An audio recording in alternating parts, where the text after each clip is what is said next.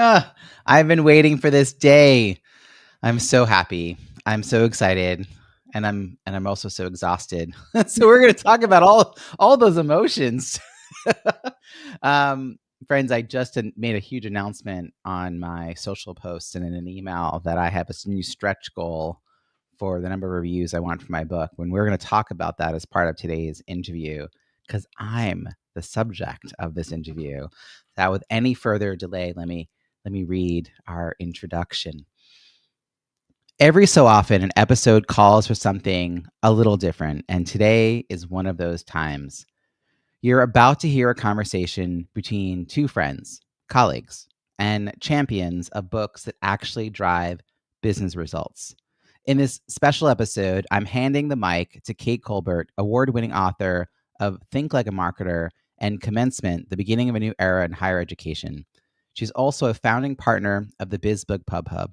If you've listened to this show before, you know Kate's passion for helping entrepreneurs write books that don't just live on shelves, but move readers to act, engage, and buy. Today, she's taking over as the host to interview someone she knows well, me. I've spent years behind the scenes coaching entrepreneurs on how to turn their books into business assets. Now, I'm pulling back the curtain on my own playbook with the release of my fourth book, Launch Your Book, An Entrepreneur's Guide to Reviews That Drive Revenue. In this conversation, Kate and I go beyond the typical how-to and dive into what it really takes to launch a nonfiction book that builds credibility, generates leads, and drives long-term results. This is more than a launch story. It's a roadmap for what's possible when you combine thoughtful strategy with a history of community building.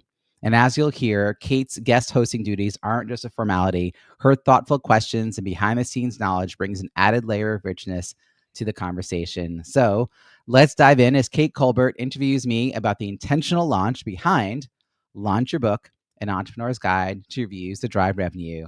Kate, take it away. Well, thanks so much for having me, and thanks for letting me sort of barge in and interview you today. So I promise I will be gentle. So let me start with, I think, the thing that needs to be really said right now. So I want to start with just saying congratulations. The book has had out of the gate success. I know that you're in this initial soft launch period when this interview airs will be your sort of official launch day, which is really exciting. And so I've been having so much fun watching you succeed. And I also love the book. I read every shred of it, probably 1.5 or 2 times actually. And I love it for so many reasons. So let's start with the basics. For anybody who is listening right now who is not familiar with the book, let's get down to brass tacks here. Tell us what the book is about and who it's for. I work with entrepreneurs writing books that will help them grow their business, speaking, coaching, or consulting. And I am a member of the National Speakers Association. So the idea that you should write a book as part of the total package of your credibility is something that was sort of drilled into me a decade ago. But not many people tell you what to do with the book once it exists. And not many people tell you if the book you're thinking of writing is the first book you should write. And so a book gets created, and there's a lot of time, money, and expense that goes and energy that goes into that. And the book does not actually serve the business the way the author had initially hoped. So I wrote a book to close the gap between the wishes, desires, and the vision that an author who's an entrepreneur has for their book and the results they actually can get. So it's really for people who want their book to not just be a product, but a business asset. I love that. I love that. And I love that you're mentioning National Speakers Association, because that's where we first met face to face for the first time.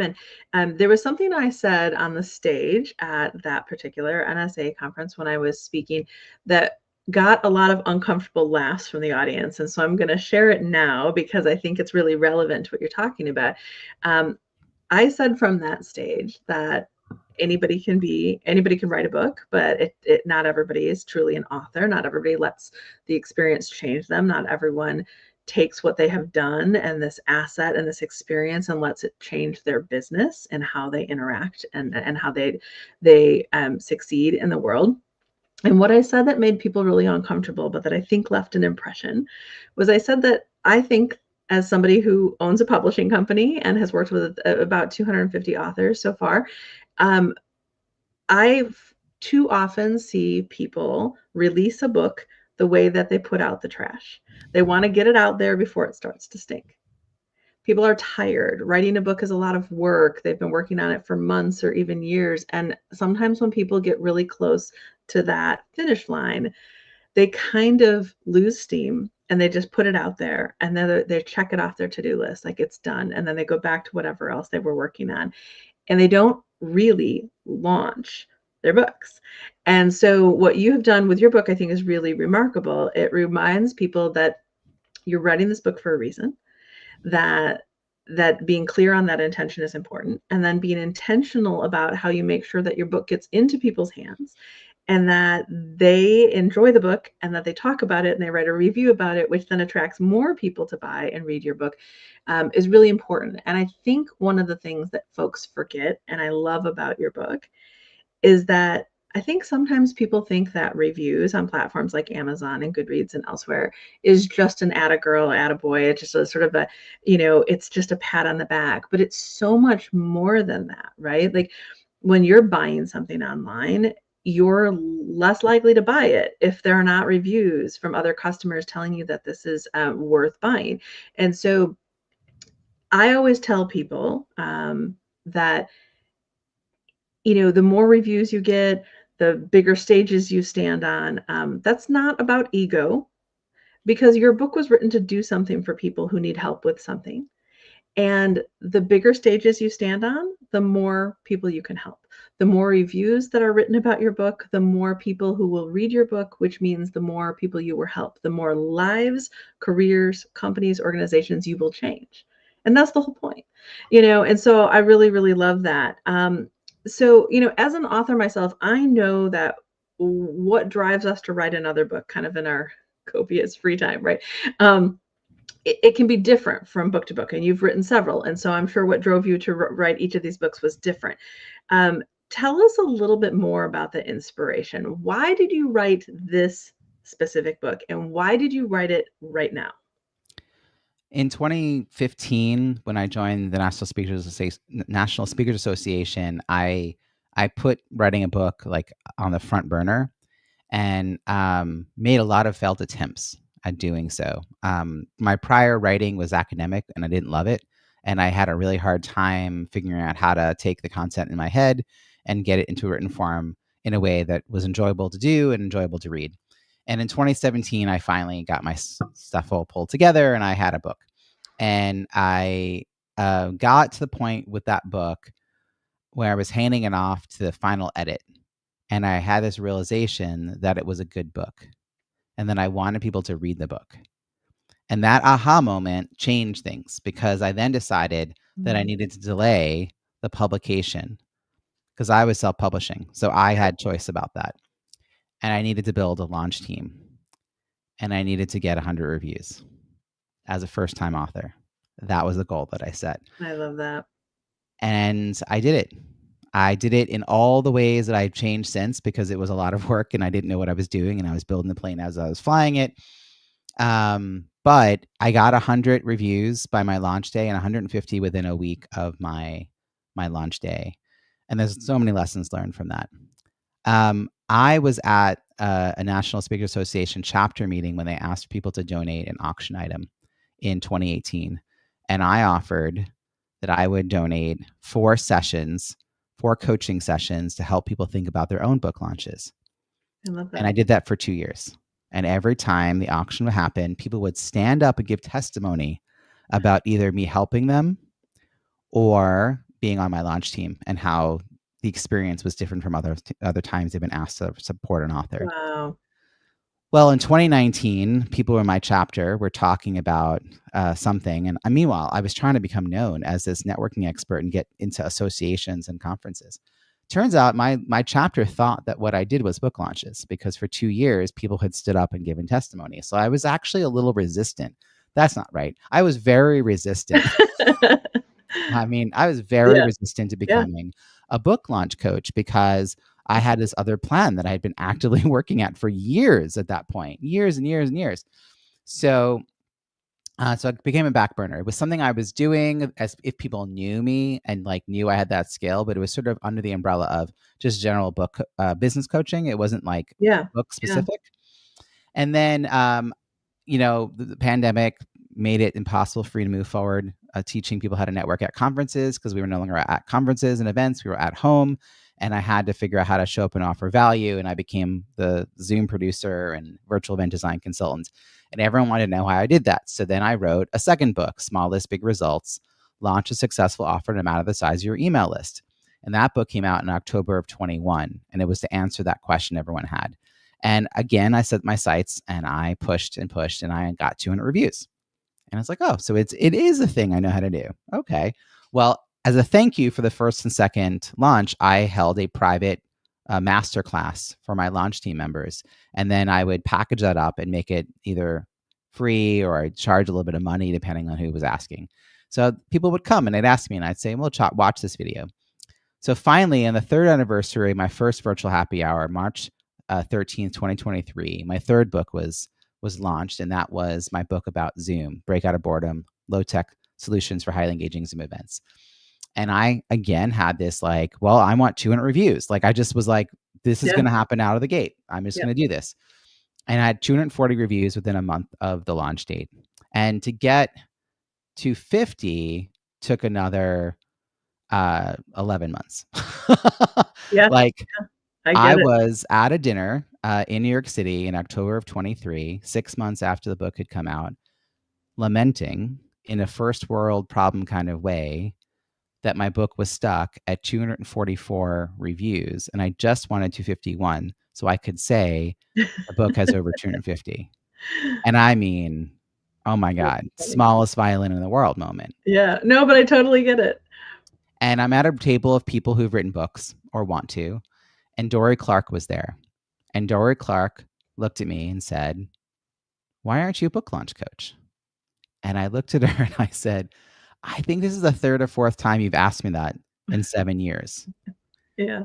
And I'm no longer like, let me think about that because I no longer felt the resistance. The reason I no longer felt the resistance is that from 2019 to 2023, I had become a multi-passionate entrepreneur. Yeah. I had a lot of hyphens after my name, and I no longer felt like I was being restricted to one thing. My expertise was in multiple areas. They were complementary, at least in my mind. So what's one more thing? And I immediately realized I needed a referral network. I needed a plan where the right people were being passed to me. I didn't want to do chasing. I didn't want to do launch plans. I didn't want to do carts closing. I didn't want to do anything that was kind of like smarmy about how you push people. Like this, it's all relationships. It's like, who do I know that would help, that would know people that would need this service? And I was thinking about it, and I ended up at another NSA chapter meeting, different chapter even. I walked out of the event all abuzz. It was actually a LinkedIn session. It was a training by Richard Bliss. And I just felt really electrified. There's a couple of things he had said that were new to me. And I was like, that's cool. And I was leaving a voice note for my assistant, which was a rare thing. I don't usually do this. And on that voice note, I had the realization that we were 2 weeks away from Black Friday, 2023. And that I wanted to do a collaboration with authors. I had thought about it in 2018 and I had not moved it forward. Yeah. That was the first test. So we ended up with, I think it was 60 books. Half the people paid $25, half paid nothing. We made some money. I gave the money to my assistant as a last minute. By the way, thank you so much for jumping in and making this happen. Yeah. I didn't make a lot of money from that campaign, but in December of 2023, I made $16,000 that was unexpected. And I know it was unexpected because I'd already told my accountant what my money was for the year. Yeah. And I had to give an update. And suddenly she's like, well, you owe more money in taxes. And I'm like, that's a good problem, I guess. That's a good problem to have. Yeah. So I thought, okay. So in December and January, I did research calls. My second book is all about how to do research calls. I do research calls. I'm going to just fast forward and say from that moment on, it was very clear that two things were true. One, my offer made sense and it was unique. It wasn't like, what do you do? But also it was clearly that no one else was doing that. It made sense, and it was hard to do on your own. But like people were like, that does make sense. But yeah, well, I don't want to do that Yeah. myself. The second thing I was researching was, does a referral network already exist that I could join? Mid-January, people were like, where is this thing you're building? And I put up a Google form. And that's how Biz Book Pub Hub got started. Yeah. And really, the answer to this book is I've now put together several offers related to this. I've been attracting all these amazing authors as part of an author community. I have this amazing community of experts like you who are part of the, the curated directory in the hub. And I wanted to have a piece of collateral that would explain to people, because what I do is unique. So unique that I will tell you that ChatGPT kept correcting me about one piece of it. And I had to sit down with my ChatGPT and explain that the publication day and the launch day are not the same day intentionally. Yeah. And once I explained it, it said, that's really unique. That's funny. And I said, well, thank you. And then I had to do a lit review. We should talk about that. That was fascinating. It did a lit review of other books on my topic and compared my book to it. So I just, this is part of a bigger pipeline that I'm building, because I decided to make book launch strategy a front and center part of my work. I'm still a Zoom guy, so I produce virtual events for my authors, but also for my other event clients. I do business strategy coaching. Ultimately, it's always about networking and relationship building. Yeah. So I don't know. I didn't, a year and a half ago, this was not a thing yet. The year and a half ago, I was still like, should I even move forward? Is this thing? One last thing before I pass the mic back. I'm going to tell you that the reason it was important in 23 for me to come up with a new revenue stream was that 6 months into 2023, I saw the writing on the wall. My largest client I knew was pulling back. And they had paid me enough money from 2020 to 23 for me to have a down payment on a house and live comfortably. And that was more than 50% of my revenue every year. And I knew that was going away. And I didn't know how long a timeline I had. It ended up being maybe a year. So I needed a plan C, D, and E to make up for that. And I tested 3 different ideas in the second half of 23. This is the one that stuck. And that's why I kept going with it. It's such a fascinating story. I mean, I really love, and this is still just a piece of your career story. Like, we're not like peeling back, like, what were you doing 20 years ago? And still, it's really interesting. I mean, so 2 things I hear you saying, Robbie, that I think are really fascinating and instructive for people who are listening to us. One, in many ways, your career has been an experience of finding ways to pay it forward. So every time something interesting happens in your life or your career or your business that creates success or opportunity or makes your life a little bit easier, whether you're realizing you're doing it sort of in a conscious or a sort of subconscious way, sort of ultimately coming forth with, how could I teach other people what I know? Like, how could I make what I've learned less painful and successful for other people? And so I really love that. It's also interesting that every book you've written and every service you've ever provided, they all end up building upon one another and leading so organically, even though you don't mean to it, right? So a lot of people ask me questions about sort of my career path. I started out as an English professor, right? So I was a literary critic and composition expert. I was teaching at colleges and universities. And then I became a magazine editor. And then I became a marketer and an internal communications expert and a crisis communications expert. And eventually I opened a publishing company, right? And it's all about words and communications, and there's really sort of logical. But if you had asked me when I was, a professor, if I imagined the career and the business, and first of all, I was not entrepreneurial at all. I did have to go back to business school, but I would have never imagined it. But when you chart it out and you stand up in front of a group of college students and talk to them about building a career that they love, and you can see how these things lockstep. And that's what's interesting about your career, is that you would not be able to do what you do in launching your own books or helping other people launch their own books if you weren't really good at networking. You wouldn't be able to do what you do for yourself or for your clients if you weren't really good at knowing how to curate and nurture and make great, smart, relationship-based use of lists, small, medium, or large. You wouldn't be able to do what you do if you didn't know how to build a successful, strategic, and well-produced event online. And so everything that you've done, every book you've written has led you to this moment. So it's so interesting to me.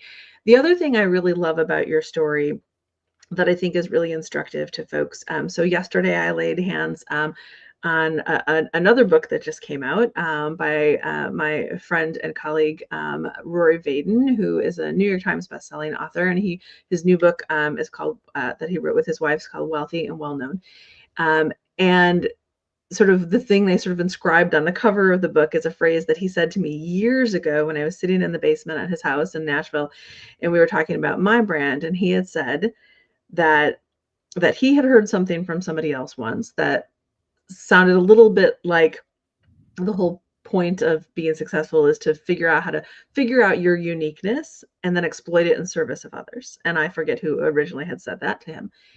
And then he said the shortcut to figuring out your uniqueness is remembering that you are ideally positioned to help the person you used to be.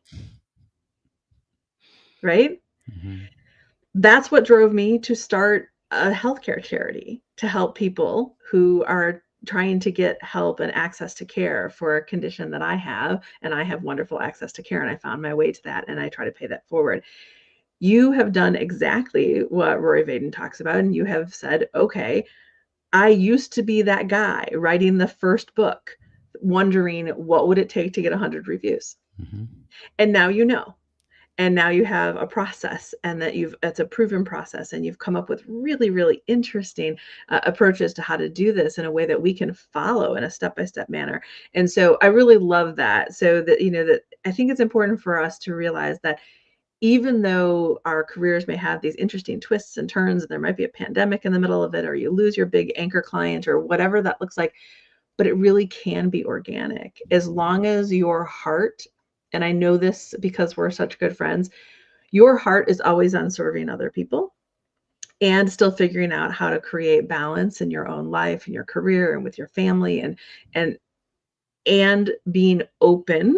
I mean, I love this story, right? You were not open at first to becoming a book launch coach. You're like, no, but I do this. Like, this is what I'm known for. I know you guys know me for this, but that's not really what I do, right? I didn't used to help people publish books, but we did it a couple times at our company, at our communications company, and we helped people. And I sat down with my team one day and said, should we open a publishing division? There seems to be need for this, and we know what we're doing here. And so it's exactly the same thing. So I love that. I want to talk about something that I think people who have read your book or have been involved in your launch team might have been thinking about or wondering, is, so I think that your book topic is in some ways kind of daring, right? It actually reminds me a little bit of Rory Vaden again. So when he wrote Take the Stairs, which is a book about discipline, he essentially had set out to figure out, if you were disciplined enough and you worked hard enough, could you make the New York Times bestseller list? And then, but he wrote a book essentially about how to do that and how to make that happen, which meant he could not fail at that, or the book was totally, he was a hack, right? And in that same way, your book is kind of daring, right? So you present us with this process and a strategy for earning 50 or more Amazon reviews in a short period of time. And if your process in your book were flawed, which it is not, if it was, we would know by looking at the number of reviews for your book after, a couple of months or 6 months or a year after a book comes out. So I'm dying to know, did you feel any pressure to be kind of a model student or to a sort of mentor to all of us and how you handled your launch team and your approach to getting these reviews when you did this for this book? Yeah, and just a comment on the thing you said about my last response. Show up and offer value is a mantra running in my head. I love that. So, and when things hit the fan with my business around the pandemic, that was the question: how can I show up and offer value? How can I show up and offer value? Love that. And I could tell you, there's a lot of things that didn't work in early 2020, but the thing that we want to, of course, talk about is what did work. So I don't think this should have been my second book, right? I partly didn't want to be known as a book launch coach after one book. Yeah. because the proof of concept was really my proof of what I had done.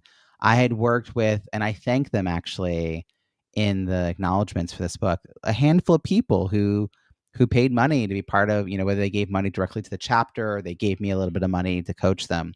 There were some people early on that said, yes, I'd like a little bit of your brain. Can we work together for a little while?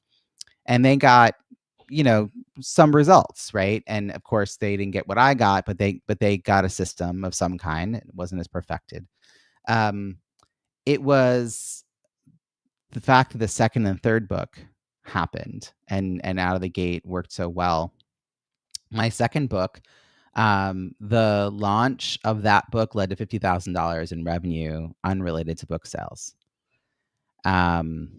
And then a year of me promoting my coaching services, which established me as a business coach, as a business growth strategy coach or business development coach, whatever phrase you'd want to use. Yeah. It basically, I was like, I'm going to talk about this for a year.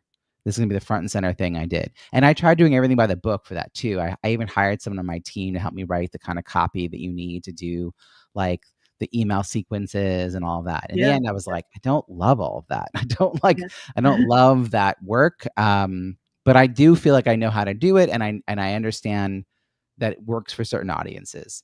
But then that was the second book. And the third book, it was almost nice to do because the work was waning, but the people I was trying to reach with that book still needed to know how to use Zoom effectively. To this day, one of the three things I tested out in the 6 months in 23 when I was trying to figure out what to sell, I've witnessed in 2023, in 2024, in 2025, 6 and 7 figure entrepreneurs who are either selling their services or delivering their services via Zoom make 2020 era unforced mistakes, like making the rookie mistake. Like there was someone in 23 that I was like a friend of someone. So I like came to this as not even I didn't know the person running the event.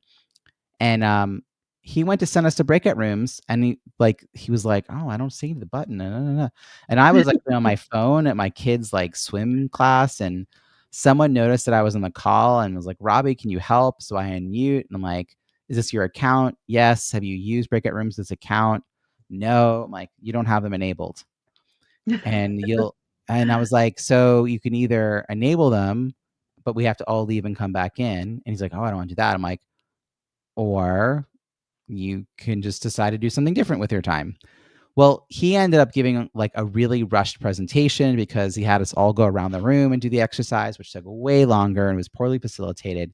He rushed his thing saying like, oh, I'll have to skip this part. And then there was a call to action to give him money at the end of that hour. And this is, the person we had in common shared with me, this is not like a brand new entrepreneur. This is someone who has a business around this and makes good money. And like, this is not their first rodeo, but like they didn't even have a colleague watching chat. Like nobody was helping them. And it was just like all these mistakes that just didn't need to happen. So I reached out to a bunch of people I knew and had conversations with some like really well-respected people in that space and got to talk to their team members about what their challenges were. Because I was thinking, even if you don't hire me, I mean, you could hire me, but like hire me to train your people, hire me to create like an SOP, hire me to create or run a show, hire me to like standardize this stuff. There just wasn't enough interest. So I was like, oh, so I just think that we have to find ways to help people. And yeah, I mean, that's the work that I want to do. So you asked me about this book and this timing and the pressure I put on myself. It was after that third book came out. I was like, okay, clearly I have a process now. And I started consciously taking on some clients. It was nothing on my website. You couldn't have found it. It was people who knew me. And I started the last couple of years doing more launch parties because people were like, oh, wait, can you do a launch party too? Oh, yeah, you're the Zoom guy, right? So the package was becoming developed. The process was being systematized. There were more people getting better results. You know what really made me create a good system? Writing the book. I Yeah. need to be Yeah. truthful. Right, Writing because the you've got to book, be able to explain it to someone else. because I did a series of videos as part of an online program that I give my clients. But even that, you're going to talk to people. So if there's something missing, you don't even find out that it's missing because people just ask you questions. And yeah, figuring out how to explain what I do in a way that people can just get a DIY response and run with it. I joked at the very beginning that this would be a book that needs reviews, and it's kind of ironic, that Yeah. it really does. And then I realized it wasn't the best marketing message because it's very me centric. So I let it go pretty quickly. But it was kind of like a haha joke, like, Yeah. could you join Yeah. my launch team? No, really, could you? I just Yeah. stopped talking about it as much because it doesn't serve everyone else. And I'm not ego driven about this. I want the results in order to show other people that they can get results within their own scale. Love So that. I do have some pressure on myself, and I wanted 200 reviews by my launch day. And then I started looking at the review count for my competitors' books. And so now I want 1,000 reviews. And I mean written reviews. There's the ratings, the 1 through 5 Yeah. stars. Awesome. I would love a lot of those too. But the people who take the time to write a few sentences or a few paragraphs, has been some amazing reviews coming in. That's really special. And that's what matters in the big picture. So I would like 1,000 of those by the end of this year, which we have like 6 months. So I love that. yeah, let's go. Right. Let's Well, do if this. anybody can do it, you can. Yeah. So let's talk a little bit about how you get to those numbers, right? So I think a lot of people think that, well, I'll just, people who've never written a book, and I know this from all the authors that I work with, think, well, I'll just ask all my friends and family and colleagues to write a review, and everybody will say yes, and they'll just go do it, right? Which is not how that works, right? Like Mm-mm. getting reviews is often like pulling teeth, and I know this from my own experiences as a marketer. And I love talking about marketing and messaging and conversion. So I want to talk about kind of how you marketed your way to success with this new book. um, so with any conversion activity, you're trying to get people to do something, you're trying to persuade people to do something that you want them to do, whether you're trying to get them to buy a product, book an appointment with you, RSVP to an event, or in this case, write a book review and actually post it on Amazon and elsewhere. It's a numbers game, right? So the Right. more people you engage at the top of that funnel, the Yeah. more people eventually make it into that proverbial bottle at the end. So to get to about 200 reviews as of today. So you're still in that soft launch period as of recording of this. And last I checked, I think you had about 177 global ratings and 173 written customer reviews. And the book Thank you, is 5 launch stars. team. Thank you. I Thank you. know, amazing how quickly that has all happened for you, but strategically, of course. Um, what kind of numbers did you have to Oh start with boy. at the top, right? Could you give us a little bit Yes. of a peek behind the curtain in this regard, like what it took to get here? Yeah. I actually share this in an email for everybody who sends me a review and posts it on Amazon, I should say. I send them an email titled "You Made a Difference," which is a throwback to Starfish, and it Yep. makes me laugh Yep. every time, the Yep. Starfish story. Yep. But I said, let me, I see your reviews live on Amazon, yay, and let me give you a little peek behind the scenes. And so I asked I lost track, several thousand people, over Wow. 3,000 people, to be on my launch team. I had lists of lists of lists of people, and I looked at everyone who opted in to I have an online course, content podia type thing. Everyone who opted into things like that, because they are all entrepreneurs who are Yeah. looking to do something that might be related. I looked at all the people who I had over 150 people who had filled out a Google form to meet with me, to talk about a book. So I looked at those people. I had all the authors and writers who joined the community for Biz Book Pub Hub and wanted to come to our events. And these people don't automatically get on my email list. They have to opt into something else to do that. So Yeah. I kept, I had that separate list. So, of course I had these generic like messages to social media and generic messages to my email list. Sure. But when I talk about like I asked, I mean like there was a more targeted, I thought of them. Um, I run a lot of networking events. So I invited people who were going to the networking events that I organize virtually. So thousands of people. And then 436 joined. It was like I would say 10 actually joined in the last like couple weeks. It's really funny. People kept, I think I got one today actually, as we were talking about it. I'm like, oh Wow. yeah. So 436 or 7 people, including 10 people that I'd reached out to specifically to write an endorsement. Now, out of that 430 some odd people, 144 people didn't download the advanced reader copy before the link expired. So I uploaded a PDF version of my book, put it on bookfunnel.com. And the date that expired was when the book went live as a Kindle book for 99 cents on Amazon. And so I even gave people like a 2-day grace period over the weekend to like, I told them to do it by Friday, and then I took it down on Sunday. So that's like a third. I mean, like, let's be real. Like a third of the people didn't do that. 80 people did download the advanced reader copy, but didn't send in a review. So my process, I collect a review via a Google form before the book is published. And then I nurture those people into actually getting it on Amazon while I keep sending reminders to the people who didn't do that. And so there are 80 people who took one step but didn't take the second step. And I just want to say, like, these are just real. Like, you can scale this down to your 200 people on a list, and you're going to have these numbers too. Ultimately, I collected a little over 200 advanced reviews. I had like 200 right around the moment that I needed them. And then there was this stressor of getting people to actually put them up on Amazon. And this is getting better because there was a moment a week ago when there was like the first 50 went up and then nothing was happening for 3 days where and it's like out of my control.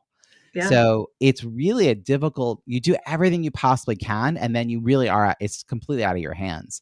Yeah. And life happens. So I even right now, there are over 200 people on my launch team that have not left a review. Right. And like, I was hoping, and it has kind of happened, that I would get about 50% taking action and completing it by my launch day based on the topic. Like, right. People self-selected into a process to learn how to write a book that gets reviews. Therefore, they would be more apt to leave a review. And about a third to half is what I've seen for my clients. So if you want 50 people to leave a review for you by some specific date in the future, you need 150 people signed up a month before your publication date. And to get 150 people, you need to ask 200. So that's like the small scale. Right. If you ask 600 people, you're going to get about 400 people in your launch team, and you're going to get about 130 to 150 reviews. And actually, this is if these are good relationships, right? So these are, a lot of people say, well, I have a list, but there are people who won't remember who you are, or you bought the name, or it's not somebody who is inclined to be excited. I think you ask a really great question in your book.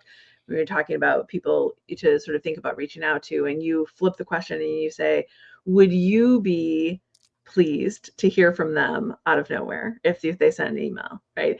And if so, they would likely, maybe pleased to hear from you. And so that's somebody, but I mean, I love talking about these numbers, right? So when you're talking about, so once they get farther down that funnel and they've said, yes, I want to be in your launch team, your odds of getting them to do what you want them to do get better and better.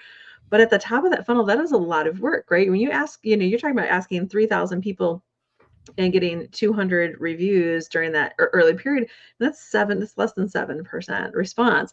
And so I think that, a lot of folks, and I hear this from authors all the time, they'll say, well, I sent out a bunch of emails to a bunch of friends and family and colleagues, and I asked like 50 people to write reviews. It's like, okay, well, then they're going to get one.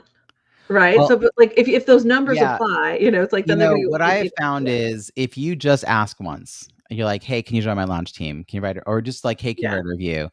About 1 in 10 people will probably get around to it. Yeah. Not maybe right away. In fact, as I was writing this book, my wife kept talking about the fact that a friend of hers that she sees at book clubs wrote a book, and 2 years ago asked her to write a review. Now, my wife is in the habit of writing reviews. This is kind of a thing in our house, right? We write reviews for products and services. And like one of the checklist things after our wedding was to make sure that every one of our vendors didn't just get reviews. We had photos and videos. Like, we are people who, this is like, that's amazing. If you want things in the future for people to write reviews, you have to be the kind of person who does this. I've been this person a long time, which, we'll come back to that. You got to be the kind of person that people want to help. But she finally wrote the review 2 years later for this author because it was weighing on her that she hadn't done it. Yeah. and the author hasn't even noticed. And Right. she had 5. It was her fifth review. So I'm guessing that author probably asked in a passing kind of way about 40 or 50 people. Yeah.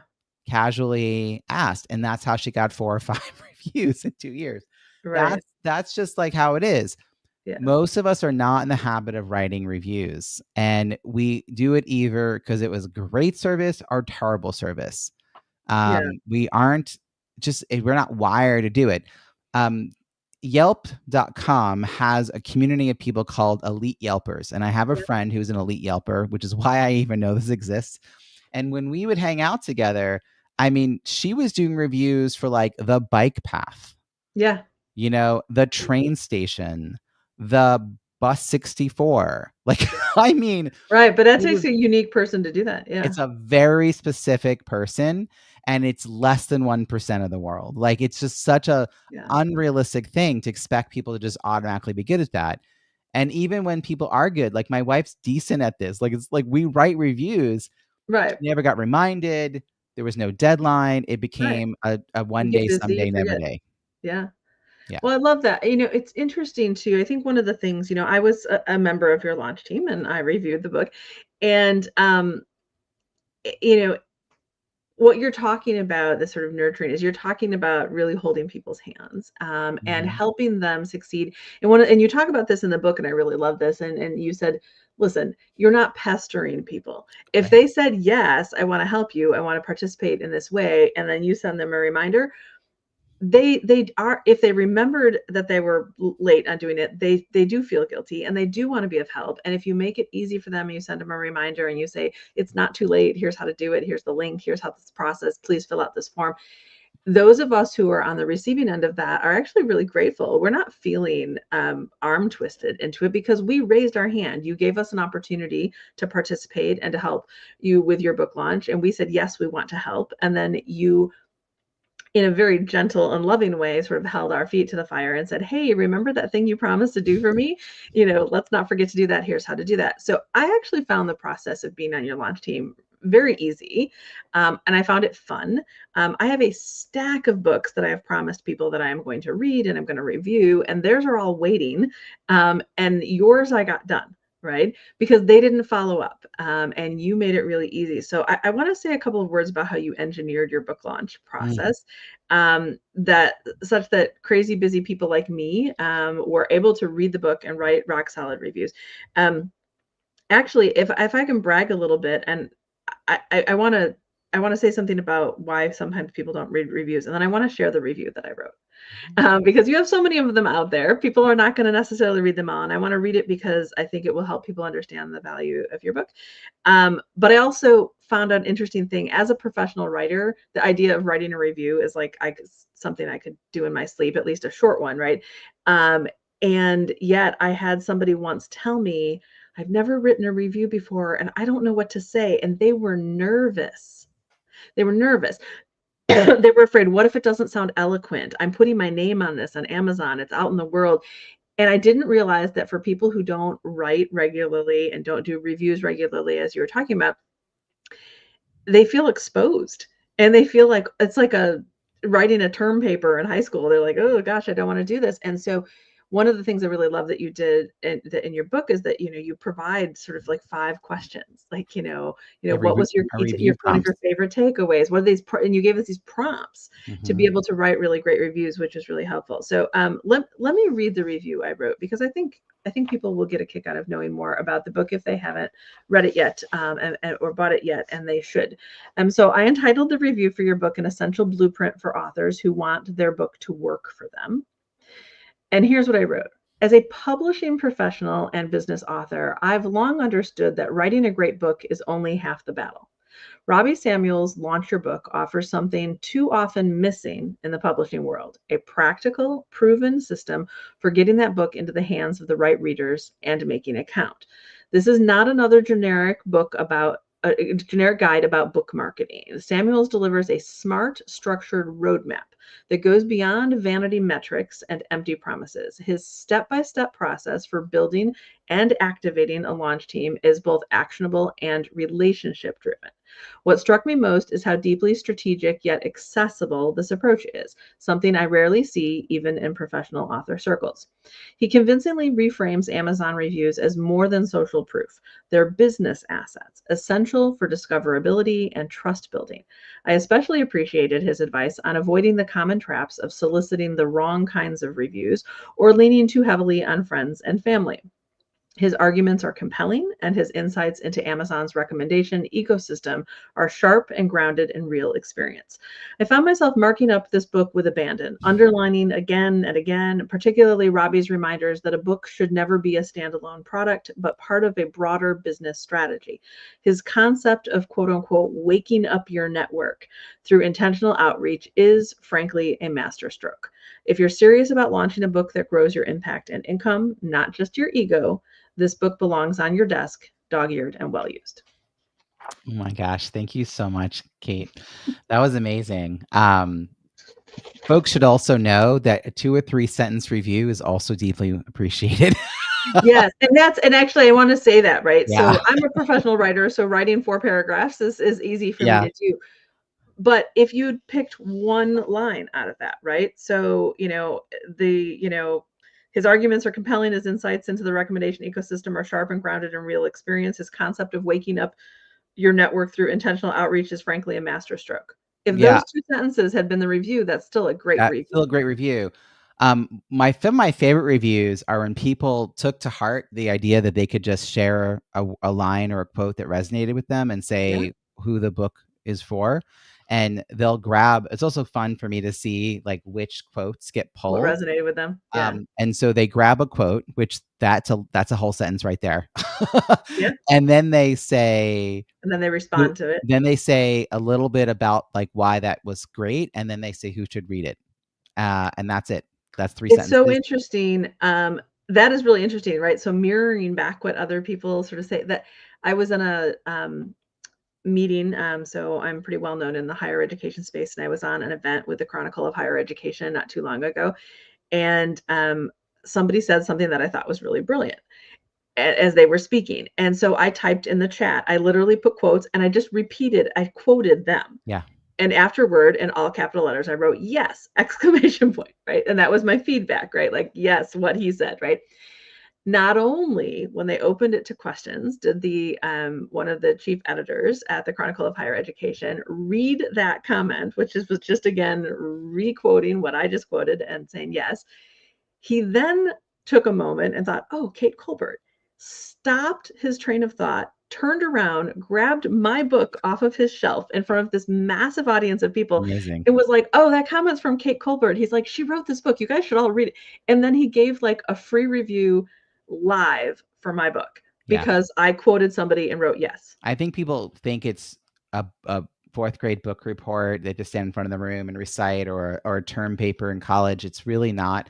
And I think anyone, even if you have a fiction book, you've got a cookbook, you've got a business related book, these write prompts, 3 to 5 prompts that will help them easily write this.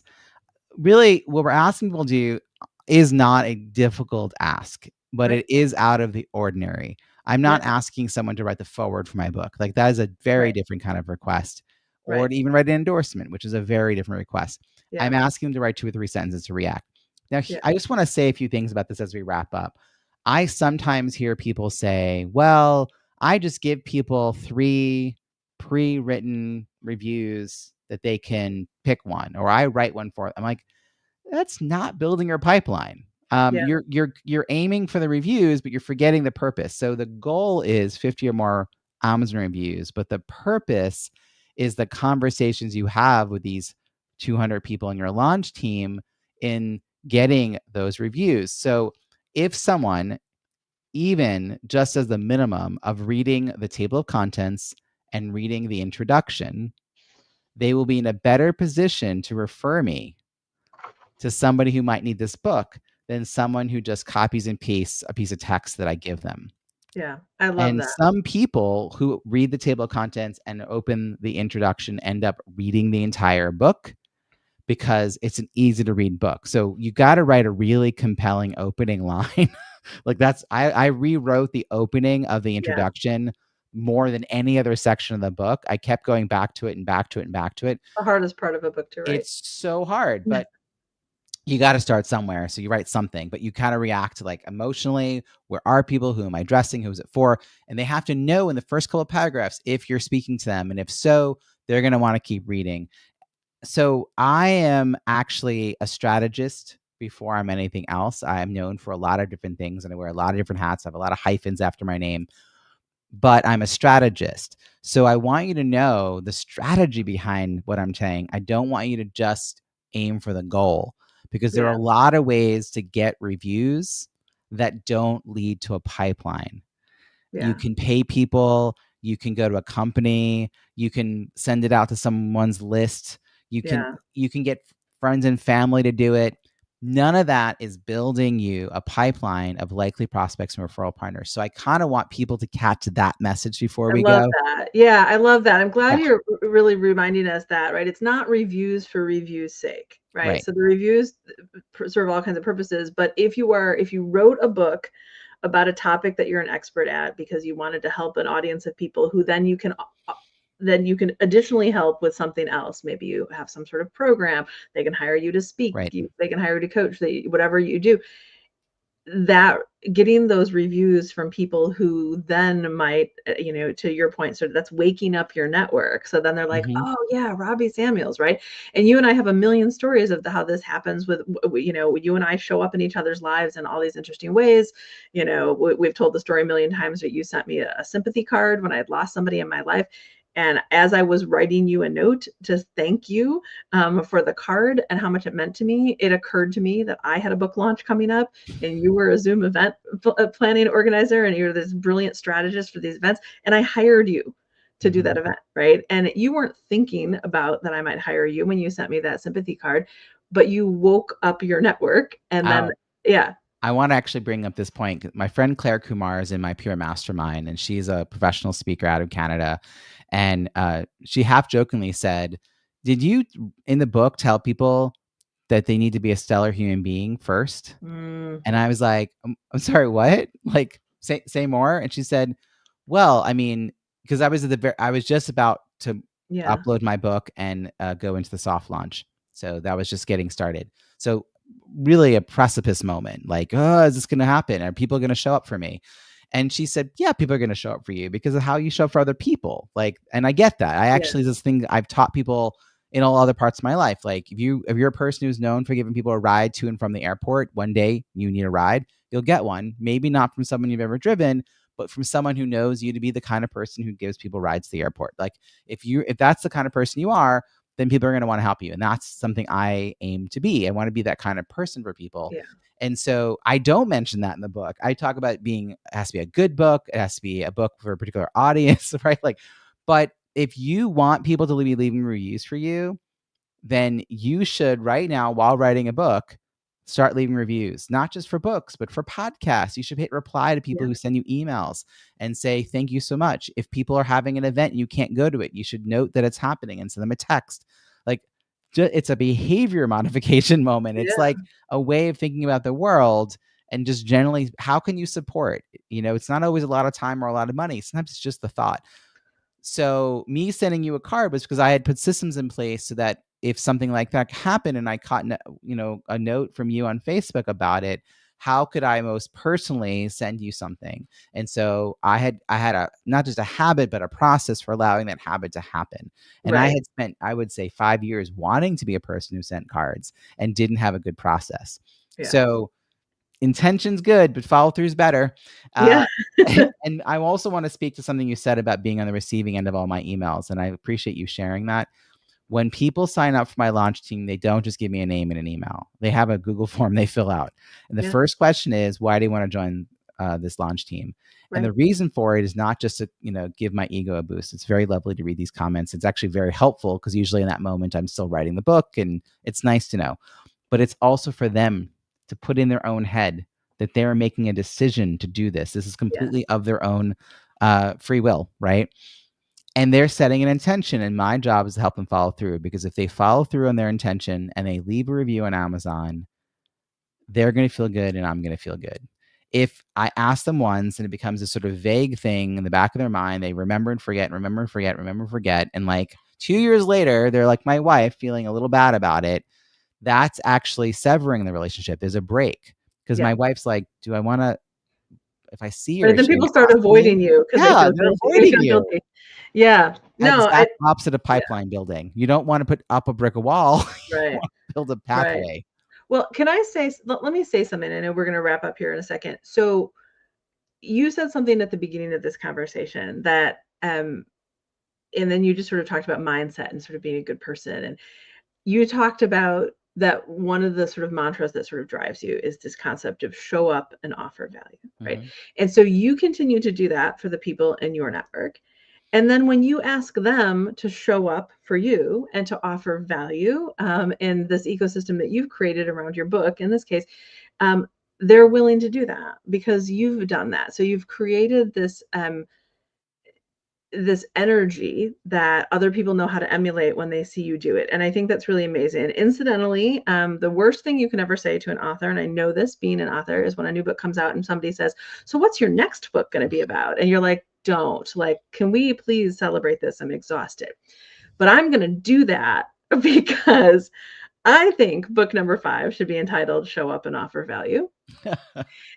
And because you're just so darn good at it. And You so planted a seed. yeah, I wanted to thank you. Um, I want to say one more thing for people who are listening who might be wondering, okay, I wrote a book a year ago or 3 years ago or 10 years ago, and I don't have as many reviews as I want, or I've not woken up my network. And I bet I have tons of people in my network who don't even know I wrote a book, and I've not figured out how to turn that into that surprising $16,000 deal or $50,000 of new business. And is it too late? And so I think it's really important for people to know that this book teaches you step by step not just how to launch a book, but how to relaunch a book for a book that's been out there. I always say that a book is not a piece of fresh fruit that is going to rot or go stale if your readers don't get it right away. And so a book is still new to them. I also want to mention, I loved what you had said about your first book when you were getting ready to launch and you realized, wait, I don't have a whole process in place for how I'm going to launch this well and get reviews. And so I'm going to pause. Something we say at Silver Tree Publishing to our authors when they get nervous about delaying their book by a week or 6 weeks. Every book I've ever released has been quote unquote late. Like I always have and I always end up sort of, stretching it a little bit. And we always tell people that a book that is released late is late for a day, a week, a month, whatever that extension is on that original sort of release date or launch period. But a book that is too early is too early forever. Mm. Right? So, like, if it's not well written, it's not well designed, it's not well edited, you really sort of mess something up because you rushed. A book that is rushed forever. A book that is late is only late for a week or a month or whatever the case may be. And I think that's really important for folks to know.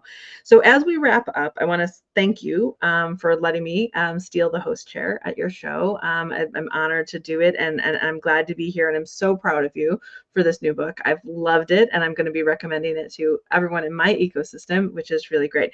Is there anything else you would like readers to know, listeners, to know about your new book, about the journey of writing it, or how they can leverage its insights to their benefit?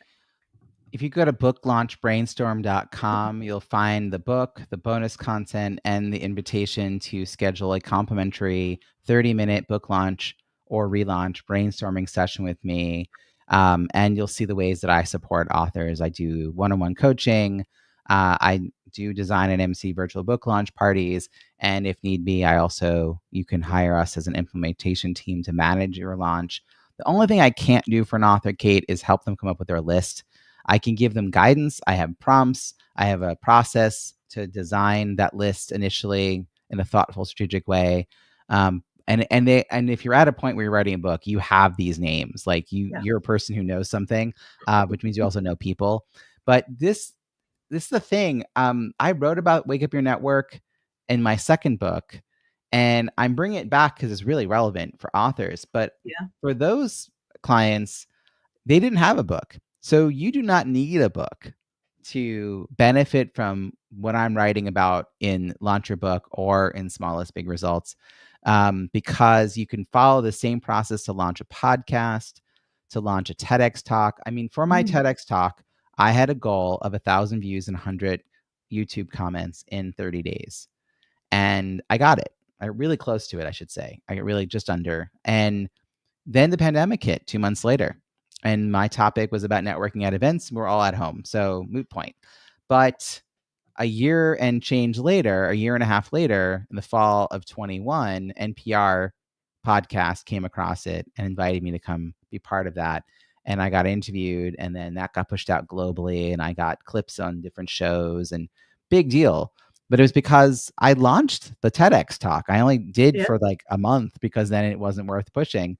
But I think we need to take whatever we're doing, product, service, TEDx, podcast, book, and have a plan for getting that into the hands of the right people.